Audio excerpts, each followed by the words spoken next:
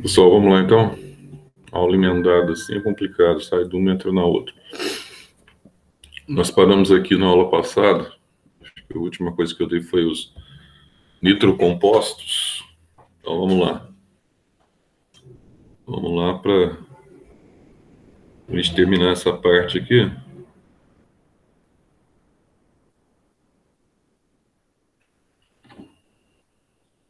Vou sair aqui do...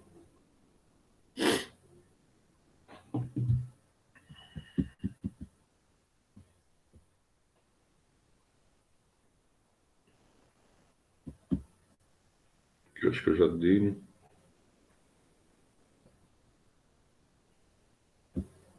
E aí, a gente começar um pouquinho aqui sobre as nitrilas, como que elas são formadas, tá?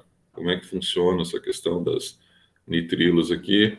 E é interessante que aqui tem um detalhezinho, né, que a gente vai ver, porque aqui você tem a derivação a partir do cianeto, lembrando aqui que o cianeto, ou o próprio ácido cianítrico, né, que ele é derivado, ele é um gás altamente tóxico que pode desencadear um problema seríssimo na terceira etapa da respiração celular, que nós chamamos de cadeia respiratória.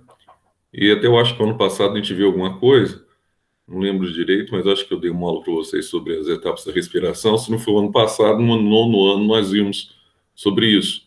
E esse gás cianeto, ele tem uma particularidade interessante, que ele quebra a cadeia respiratória exatamente no citocromo, tá? No do citocromo A3, e ao quebrar no citocromo A3, ele vai desencadear um problema seríssimo, tá? Que vai impedir a ionização do oxigênio. Ao impedir essa ionização do oxigênio, você não consegue formar, então, a água ao término da cadeia respiratória. O oxigênio que entrou na nossa célula é o oxigênio gasoso, e a partir desse oxigênio gasoso, nós não temos condição de ionizá-lo, torná-lo O-2, tá? Então, se você quebra a cadeia respiratória com um gás, como, por exemplo, o gás cianeto, aí o que acontece? Você morre por asfixia, quebrou a cadeia, não há ionização, porque são os citocromos que transferem, quimicamente falando, elétrons, tá, para o oxigênio no processo de ionização. Como não ocorre ionização, a pessoa morre, então, asfixiada com cianeto. Eu acho que vocês já viram essa morte aí por cianeto em filme, né? O indivíduo, ele, na época da antiga União Soviética, os espiões russos, eles usavam, dentro do dente, eles usavam uma cápsulazinha de cianeto escondida, e se eles fossem capturados pelos americanos, por exemplo, né, da KGB, os russos da KGB, se fossem capturados pelos americanos, fossem descobertos que eram espiões russos, eles arrebentavam aquela cápsulazinha na boca, morria em questão de fração de segundo, aí ficava babando e tal, né? Que é asfixia por cianeto. Terrível, irreversível, e não tem muito o que fazer depois que o indivíduo ele entra em contato. Mas esse gás, ele também está associado aí a compostos nitrogenados, tá? Não na forma gasosa, mas na forma aqui de nitrilas. Ele pode se associar também, tá? E formar aqui compostos nitrogenados, desde que o radical principal, fundamental, o fundamento aqui do gás, seja então o CN. Lembre você que essa fusão entre o carbono e o nitrogênio aqui, ó, ele gera, tá, um íon independente. E esse íon independente gerado é o cianeto. E agora, esse cianeto, quando ele faz parceria com alguns radicais orgânicos, tá? Como o metil, como o isopropil, como benzil, etc., tal, o fenil, quando ele faz essa parceria, aí ele deixa de ser, tá, apenas um gás e passa a ser também um composto nitrogenado. Então, os exemplos são fáceis, só que por que isso aqui, às vezes, em vestibular, acaba sendo um pouco confuso, tá? Acaba sendo um pouco confuso por uma razão muito simples. Aí, qual seria essa razão simples da confusão aqui para alguns alunos do vestibular? Porque tem duas formas dele aparecer aqui, ó. Ele pode ser uma nitrila, aparecendo como cianeto. Agora ele pode aparecer também como NC, respeitando aí, tá, a eletronegatividade, uma vez que o nitrogênio é mais eletronegativo do que o carbono. Então, qual que é a diferença? Aparentemente, quando você olha assim, parece que tem pouca diferença, né? Mas na verdade não tem, não. A gente vai ver aqui. Olha só. Olha o que acontece. Primeiro vamos ver só a nomenclatura aqui. A nomenclatura é fácil para você estabelecer aqui, tá? Não tem nenhuma dificuldade. Então, por exemplo, como é que nós vamos chamar isso aqui, Zé? Bom, você vai pegar o nome, tá, dele, que é o nome do hidrocarboneto correspondente, é lógico que relacionado aqui ao MET, ET, PROP, BUT, enfim, ao número de carbonos, tá? Seguido aqui da expressão nitrilo, tá? Ou nitrila. Então é facinho. Olha só, o nitrilo, só a única coisa que você tem que prestar atenção aqui, o nitrilo, ele refere-se apenas o N do suposto cianeto derivado, tá? O nitrilo. Então, aqui, ó, na verdade, eu tenho dois carbonos. Bom, se eu tenho dois carbonos, eu tenho etano. Se eu tenho o etano, aí você vai ter o composto que a gente vai chamar de etano nitrilo ou etano nitrilo, tá? Mas o feminino que é mais difundido, o nome, etc, tal. E aí, então nunca esqueça que quando você vai colocar, você se estabelece um composto orgânico desse aqui, tá? Cuidado aqui para você não achar ou ficar, né, empolgado, porque eu tenho, tá? Nesse caso aqui, eu tenho cianeto. Não, você conta o carbono dele, tá? Lembra que nesse caso, quando ele estabelece o composto orgânico, o que te interessa é apenas o nitrogênio. Bom, se você tem o cianeto, você tem o nitrogênio, o que que acontece aqui, ó? Então, nesse caso aqui, você vai ter dois, três. Então, você tem propano, nitrilo, tá? Aqui, ó, você tem, então, o benzeno, tá tudo aqui, o benzeno, tá? Nitrilo. Então, é tranquilo, não tem dificuldade maior aqui na hora de você estabelecer a nomenclatura. E a nomenclatura usual, você vai usar a expressão cianeto de alguma coisa. É mais comum você usar aqui, muitas vezes, essa nomenclatura aí de, tá, cianeto, o nome cianeto mesmo, que é o mais comum.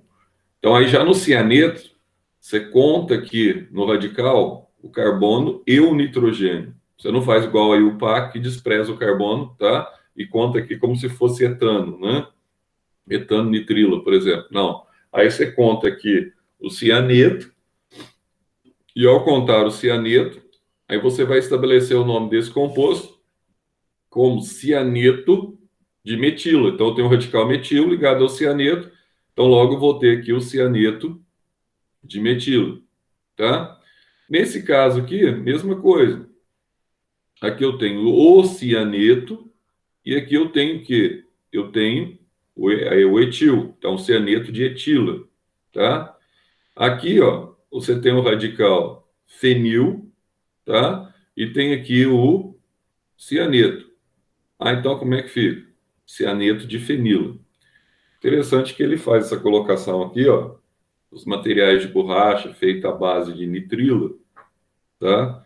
Todo mundo conhece esses tipos de borrachas aqui, ó.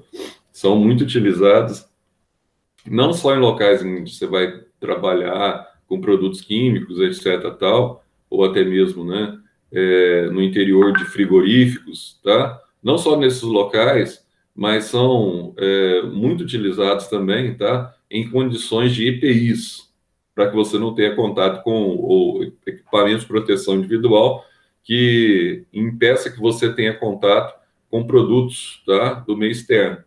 Então, muitos desses materiais aqui, eles são formados à base de nitrilo, são mais resistentes que os materiais de borracha convencional, tá? E o material de borracha convencional é feito a partir do látex, né? Então, eles são bem mais resistentes e são mais aconselháveis na utilização de equipamentos, como equipamentos de proteção individual ou como EPIs. Bom, Zé, a primeira coisa que a gente tem que definir aqui é que eles apresentam ligação polar. A partir do momento que eu tenho o nitrogênio ligado, né, ao carbono, o nitrogênio é um composto que a gente sabe que ele é mais eletronegativo do que o carbono. Não é o nitrogênio ao hidrogênio, mas é o nitrogênio ao carbono. Não é um dipolo permanente do tipo ligação de hidrogênio, mas é um dipolo-dipolo, uma ligação forte, tá? E você vai ter, então, aí, como um dipolo-dipolo, é mais difícil você quebrar as forças intermoleculares existentes entre esses compostos. É mais difícil você quebrar essas forças intermoleculares. Você tem, então, tanto o ponto de fusão quanto o ponto de ebulição. Eles apresentam aí valores mais altos, tá? Quando comparados aí com outros compostos que apresentam a mesma massa molecular, ou até mesmo quando comparado a determinados isômeros, né?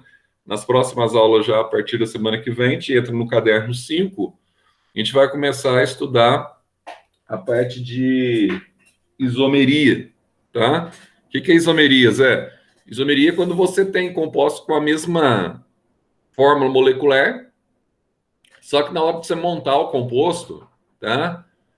Você vai ver que, dá um exemplo para vocês, é o butano e o isobutano, tá? Aí você pega lá, acho que C4H10, coisa assim. Você vai ver que através dessa forma molecular C4H10 é possível você montar dois compostos distintos. Então vai ter esse pequeno detalhe aí na isomeria. A gente vai entender aqui que é a isomeria em si, que depois a gente vai entrar na questão geométrica dos compostos, tá? Químicos, o que é isomeria, né? Os isômeros, o que é isomeria espacial, né? A gente vai entrar no lado da isomeria plana, isomeria geométrica, que aí entra a isomeria óptica, tá? Então, assim, é uma matéria, matéria interessante da química, legal, que também, seguindo essa linha da química orgânica aí, não oferece nenhuma resistência, nenhuma dificuldade maior. Com relação às fases de agregação dos nitrilos, as condições ambientes, tá? Aí depende, se elas são formadas aí por redes de 2 a 14 carbonos, elas se apresentam na fase líquida, tá? E aquelas com 15 ou mais, elas já são sólidas, tá? Já estão na fase sólida. A densidade inferior à da água, aqui aquilo que eu falei no início, todos os compostos, tá? Todas as nitrilas ou nitrilos, como que é, são tóxicos. Por quê? Porque apresenta o cianeto, tá? Que é altamente letal. Solubilidades são praticamente insolúveis em água e aplicações, aí ele vai falar aqui, ó, do propeno nitrilo, que é um dos compostos que a gente viu aqui agora, a gente viu o propano. Na verdade, o propeno você vai ter a dupla ligação, que é o alceno, possui grande importância industrial, sendo bastante empregado, tá aí, tá? Na fabricação de borrachas sintéticas de alta qualidade. Que a gente viu aqui nas botinhas ali, né? Aquele tipo de botinho você vai ter. Aí, você está lá fazendo a prova de vestibular ou a prova de Enem, e aí eu dou até uma dica para vocês, para esse ano. A dica que eu dou é o seguinte: façam a prova como treineiro, tá? Essa primeira prova agora, óbvio que vocês são inteligentes o suficiente por terem feito aí a matrícula, né? Então, vocês não percam tempo, façam a prova como treineiro para que não tenha problema, porque vocês já têm que acostumar para o ano que vem, que é o terceiro ano de vocês, tá? Aí, o ano que vem, se Deus quiser, sem pandemia, né? Um ano normal, vai ser o ano de vocês, que é o ano do Enem, ou se não for do Enem, pelo menos dos vestibulares que vocês farão aí, tá? Ao longo da trajetória de vocês. Aí você vai ter aqui as isonitrilos. Zé, qual que é a diferença que eu vou ter aqui agora quando eu falo de isonitrilo? Tem alguma diferença significativa em relação às nitrilas, Zé? Tem alguma coisa aqui desperta atenção? Será que tem alguma... Tem tudo a ver. A única situação química aqui que nós temos um tipo, depois a gente vai ver essa questão, um tipo de isomeria. Ah, mas por que que é um tipo de isomeria? Bom, a razão é muito simples. Tipo de isomerias veja você, esses compostos aqui são idênticos que nós vimos anteriormente ali. A diferença é a posição do nitrogênio em relação ao carbono, tá? Que na realidade, se a gente fosse colocar quimicamente falando mesmo, o nitrogênio ele vem antes do carbono, tá correto, tá? Aqui não é o CN, não é o formando o cianeto, tá? Aqui ele é derivado do ácido, a gente chama de isocianídrico. Ah, então você tem esse detalhe também. Nossa, cada coisinha, né? Pois é, tem cada coisinha que você vai lá entender, né? Que os caras vão montar aqui. Então você tem essa diferença aqui. Deixa eu só entrar um detalhezinho aqui, senão vai cair aí de você. Você só tem essa pequena diferença aqui quando você está observando. Então, agora aqui eu vou colocar o NC e não CN. É só isso. O resto é exatamente a mesma coisa. Então, você substituiu aqui, colocou o NC no lugar do CN, e o resto, quando você se depara aqui com as nomenclaturas, etc., tal, não mudam absolutamente nada, tá? Aí fica tudo da forma como você já conhece. Então é tranquilo, bem simplesinho e bem bobinho. Então não tem nada demais aqui quando nós estamos trabalhando com essa situação. Então vamos lá, nomenclatura da IUPAC. Aí aqui, ó, você vai pegar aqui o nome do grupo constituinte, tá? Ligado, tá aqui o grupo, né, NC, a expressão carbamila. Ah, então é fácil, Zé. Então lá a gente chamava, né, nós chamávamos lá de nitrila ou nós chamávamos de cianeto de alguma coisa, né? Agora aqui é facinho. Aqui, como o nitrogênio vem antes, não tem como você contar o carbono, né? Falar que aqui é etil, tá? Falar que aqui é propil, não tem como você contar esse outro porque o nitrogênio está antes. Então você vai chamar de metil carbilamina, tá? Aqui mesma coisa, etil carbilamina. Aqui, ó, fenil carbilamina, tá? Não é direto já. Isso aqui é derivado lá, se for analisar os ácidos carboxílicos, né? Você tem aquela nomenclatura quando você tem a junção que chama de carbinol, né? Mas olha só, lá de coube. E aqui a nomenclatura usual deles, das isonitrilas, você vai ter aqui, então, o substituinte ligado ao grupo, né? Aí você vai usar isociano e a terminação ila. Então não usa nada, ó, você vai chamar assim, ó, isocianeto de metila. Aqui você vai chamar isocianeto de etila. E aqui você vai chamar isocianeto de fenila. Só isso, tá? Só você usando aqui o radical e você vai estabelecer aí essa condição. Agora, com relação aos pontos aqui, ó, pontos de fusão e aos pontos de ebulição, o que nós vamos ter aqui? Tá? Mesma coisa, você tem ligações de polo permanente. Então, como você tem ligações de polo permanente, você vai ter aqui um outro detalhe. Qual seria esse detalhe? Então, você vai ter aqui as temperaturas de fusão e as temperaturas de ebulição, elas são elevadas, tá? Em relação aos demais, que é o comum aqui, porque você tem um dipolo permanente. As fases de agregação aqui, ó, de acordo com o aumento da massa molecular, parece muito com o outro, tá? Com as nitrilas. À medida que você vai tendo um aumento da massa molecular, você vai tendo aqui,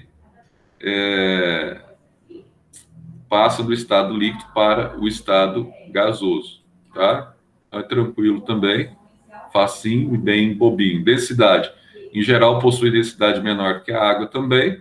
São pouco solúveis à água, em termos de solubilidade, tá? São pouco solúveis à água. Outra coisa, são pouco, tá? Aí diz aqui, que são muito solúveis a álcoois e éteres. Propriedades organolépticas, tem um odor terrível, ele chama aqui de odor repugnante, e são bastante tóxicas. Aplicações são usadas também na produção e síntese de compostos orgânicos, tá? Então, bem fácil. Agora aqui vai ter mais alguma coisinha, deixa eu ver.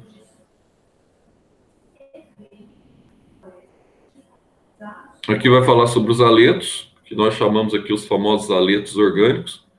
Esses haletos orgânicos são compostos derivados de hidrocarbonetos pela substituição de um ou mais átomos de hidrogênio, tá?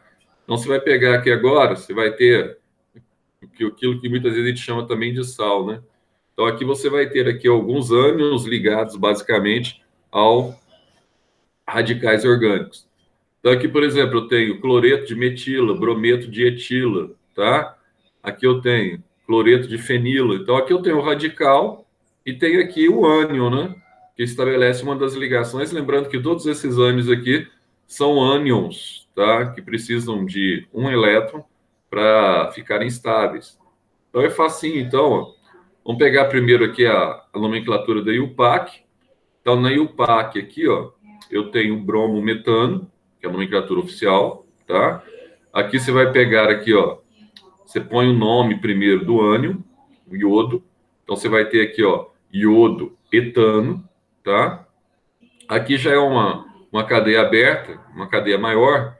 Então, você tem que observar aqui a nomenclatura em função de alguns detalhes, tá? Nesse caso, você tem que prestar atenção num detalhe. Se fosse uma função orgânica, se não fosse o haleto, eu colocaria o número em função do início ou da proximidade, tá? Dessa função orgânica. Mas quando é um haleto, eu sigo aquela regra que eu vou, então, colocar a nomenclatura da cadeia em função da insaturação. Então, você tem aqui, ó, Zé, aqui eu tenho a insaturação, você tem insaturação. Então, aqui eu tenho composto, né? Coloco 1, 2, 3, 4, em função da insaturação estar aqui, tá? Aí a nomenclatura fica fácil. Ó, no carbono 4, eu tenho, então, ligado o cloro. Então, vou ter aqui o cloro, but, a insaturação está no carbono 1, but 1, eno. Então, nesse caso aqui, prevalece a insaturação em relação, tá, ao composto, cloro, por exemplo. E aqui, Zé, o que você tem? Eu tenho flúor, né? Composto altamente eletronegativo, mais eletronegativo, eletronegatividade 4 na tabela periódica.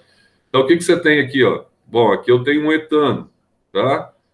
Então, no carbono 1 e no carbono 2, eu tenho flúor e flúor, né? Então, tem 1,2 de flúor, etano. Tranquilo, certo? Aqui, ó, eu começo, então, primeiro, nomear, num anel aromático, nomear a cadeia a partir da ramificação, tá? Do radical do hidrocarboneto que eu tenho, até chegar no flúor. Eu nunca começo aqui pelo flúor. Prevalece, então, aqui, ó, também o que nós chamamos de ordem alfabética. Então, vamos lá. Então, aqui você tem aqui, ó, 1, 2, 3. Então, no carbono 3, o E vem antes do F, né? Eu tenho etil, tá? Aí eu vou ter, aliás, no carbono 1 eu tenho etil, no carbono 3 eu tenho flúor e o anel aqui benzeno. Então, fica 1 etil, 3 flúor, benzeno. Nesse caso aqui, ó, eu tenho, então, ó, ai, que bonitinho, né, Zé? 1, 2, 3. Mesma coisa, tá? Então, aqui você vai ter, então, o propano, e no carbono 2 você tem um cloro. Então, você vai chamar de 2-cloro propano. E a nomenclatura usual, que eu falei para vocês aí, ó, aí você usa aquela nomenclatura do nome do ânion, tá? É mais comum você usar esse tipo de nomenclatura, que é a nomenclatura que leva em consideração o nome do... Opa! Sumiu! Nomenclatura que leva em consideração o nome do ânion. Então, aqui você tem o cloreto de metila, aqui eu tenho o brometo de fenila, iodeto, tá? De etila, tem o isopropila, né? Ou isopropil, então cloreto de isopropila. Então, assim, entre os técnicos de laboratório, é mais comum usar, então, essas nomenclaturas, tá? Propriedades. Nós vamos ter aqui pontos de fusão e ebulição. aumenta à medida que aumenta a massa molecular, parece com os haletos, também lembra os nitrilos. Aqui você tem fase de agregação aqui, fala também sobre a capacidade de volatilidade, tá? Aqueles que têm vários haletos, tá? Ou vários íons ou ânions ligados entre si, eles têm massa molecular baixa, são íons, tá? E os de maior massa molecular são sólidos. Densidade aqui, ó, quando não aromáticos, são menos densos que a água, tá? Quando eles são mono e monoidetos, são densidade superior à água. Esse aqui não é. Então, são insolúveis à água e solúveis em solventes orgânicos, odor forte, sabor doce, mas são extremamente tóxicos se ingeridos, tá? E aqui nós temos um aqui bastante utilizado, que é o clorofórmio, né? Isso aqui você pode até desmaiar a pessoa. Então, o clorofórmio nada mais é do que o tricloreto, tá? De quem? De metila. Esse é o famoso clorofórmio. É usado como anestésico, inclusive, para a pessoa dar aquele estalo assim, vai dar o cheirinho, para a pessoa apagar, para o médico fazer algum tipo de procedimento. É muito utilizado até hoje, inclusive em ambiente hospitalar, apesar dele ser tóxico, tá? Você tem os freons, que é o tricloreto de carbono, flúor, tricloreto de carbono. Você tem esse aqui, ó, difluor, dicloreto de carbono, tá? Muitos estão presentes aí em aerossóis e perfumes, que prejudica a camada de ozônio, inclusive, né? Porque tem cloro, flúor e carbono, obviamente. E alguns eram utilizados na produção daquele inseticida, que hoje é pouco, foi proibido praticamente, de cloro de fenil tricloretano, que é o famoso DDT, que é um herbicida, um inseticida de amplo espectro, tá? Mas pela sua alta toxicidade, ele foi impedido a sua fabricação. E, finalmente, essa aula aqui ela é gigantesca, né? Finalmente, nós temos aqui o que nós chamamos de compostos de Grignard. Tá? Quem são esses compostos? Esses compostos, na verdade, aqui, ó, eles atuam aqui na fusão, tá? Como se fosse um sal ligado a um radical orgânico. Tá vendo aqui? Então, você vai ter aqui, ó,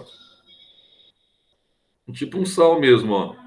Cloreto de magnésio, brometo de magnésio, iodeto de magnésio.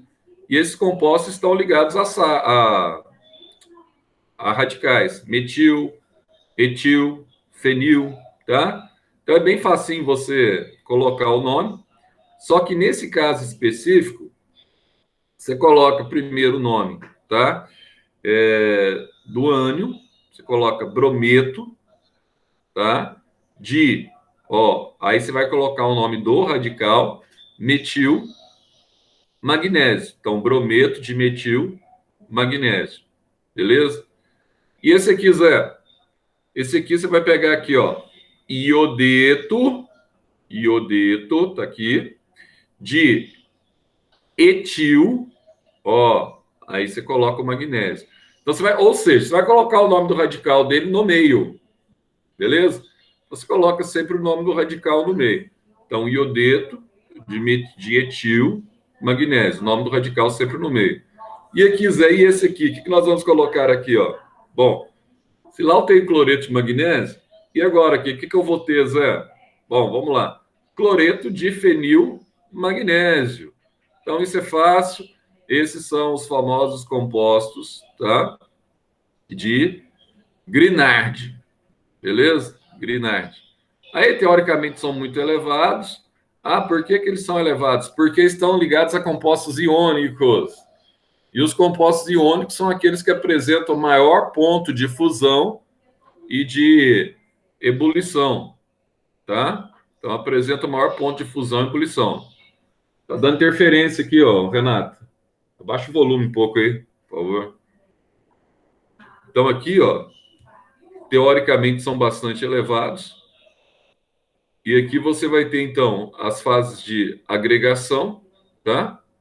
Então, são encontrados dissolvidos em éter etílico, anido, formando uma solução.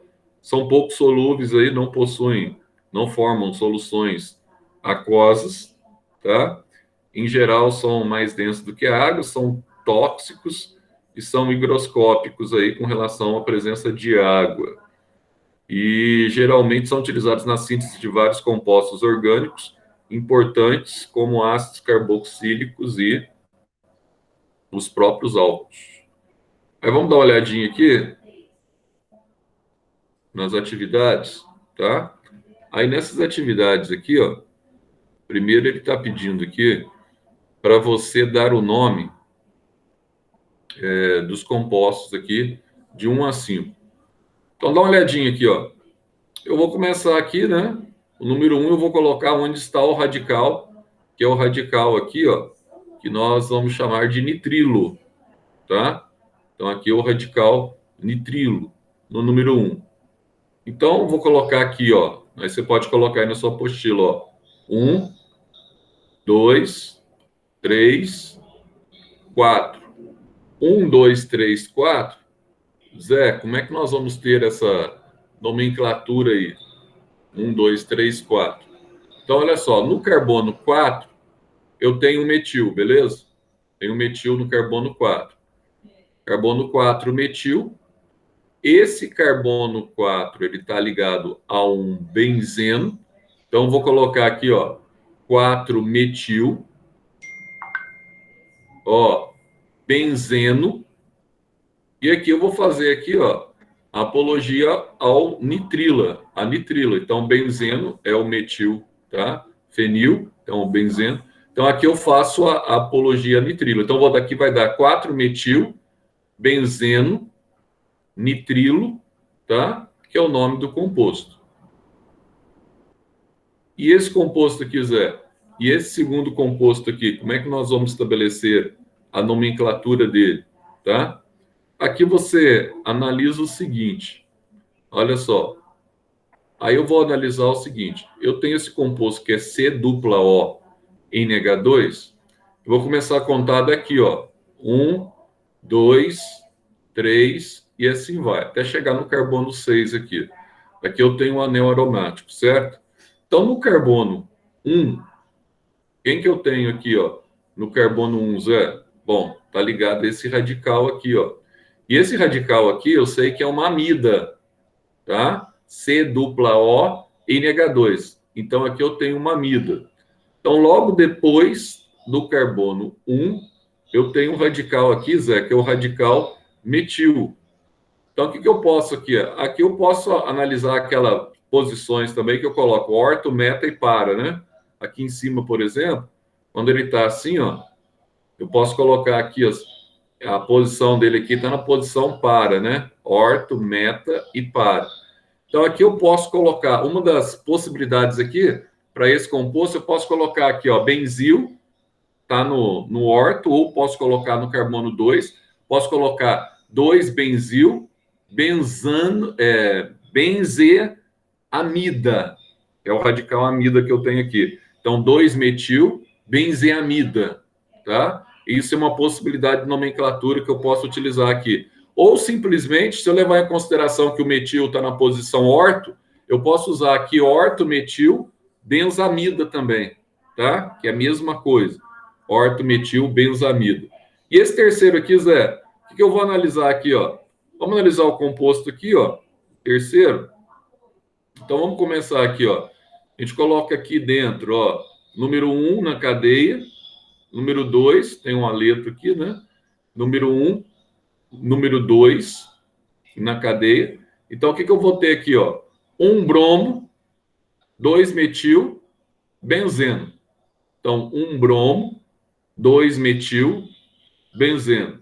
Então, simples assim, tá? Sem nenhum problema. Zé, e agora? Eu vou ter aqui, ó, cuidado que agora eu tenho um CH2, eu tenho aqui um NH2. Então, esse NH2 liberado sozinho é uma amina, não amida, tá? Então, isso aqui é uma amina. Então, veja só, como é que eu vou estabelecer, então, essa nomenclatura aqui? Aqui fica fácil, né? Aqui eu não tenho mais nada ligado, aqui eu tenho um anel benzênico, então vou chamar aqui de benzil, amina, ou benzilamina, que é a mesma coisa, tá? E nesse 5 aqui, Zé, eu vou ter o quê? Vou ter um nitrocomposto, Zé. Nossa, Zé, então aqui tá tudo misturado, né? Tá tudo misturado aqui, Zé. Então, no nitrocomposto tá tudo misturado. O que eu vou ter aqui, ó? Aqui eu tenho o nitro, vamos chamar aqui de, dentro do anel benzênico, que a gente chama de 1 aqui, ó. 1, 2, 3. Então, ou você chama de 1, 2, 3. No 3, você tem a posição meta, né? M. Então, você chama lá orto, tá? Meta, e aqui seria para, tá? Então, vamos lá. Então, eu posso chamar aqui de 3-metil nitrobenzeno, posso chamar assim, ou eu posso chamar também de metametil nitrobenzeno. Tanto faz, tá? Aí você tem aí as condições aí de nomenclatura. Depois você vê aí qual que vai ser a coluninha de vocês aí, que vai corresponder aí o valor aí correto desse exercício, tá? Aí você analisa aí qual que é a melhor coluna, e aí é tranquilo. Aí, número 2, ele diz aqui para você achar a fórmula, tá?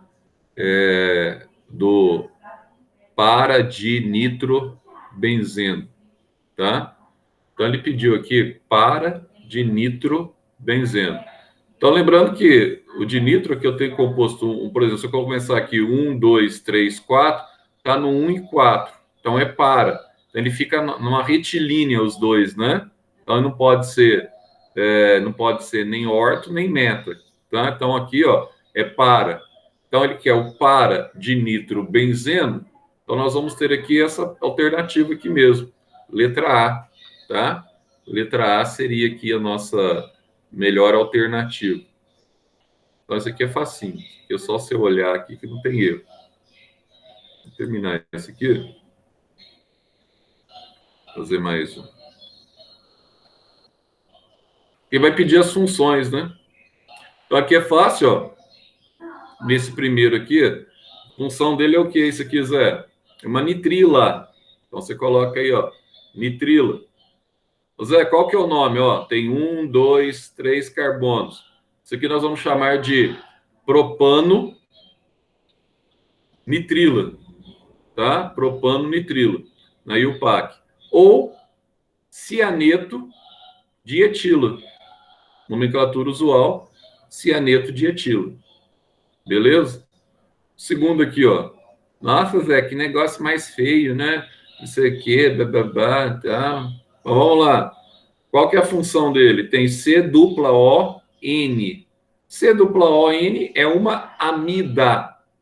Amida, tá? Então, qual que é o nome dele na IUPAC? Então, eu tenho um etil, tá? Então, vou ter aqui, na verdade, ó, um etil, né? Um etil, que a gente vai pegar a nomenclatura mais curta. Propano, com 3 carbonos, amida.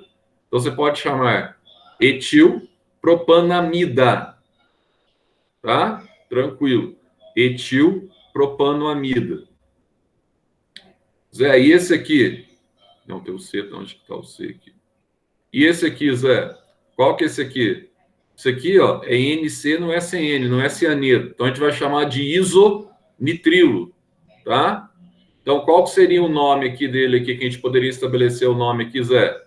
Etil carbilamina, que é o nome que nós estabelecemos pela IUPAC.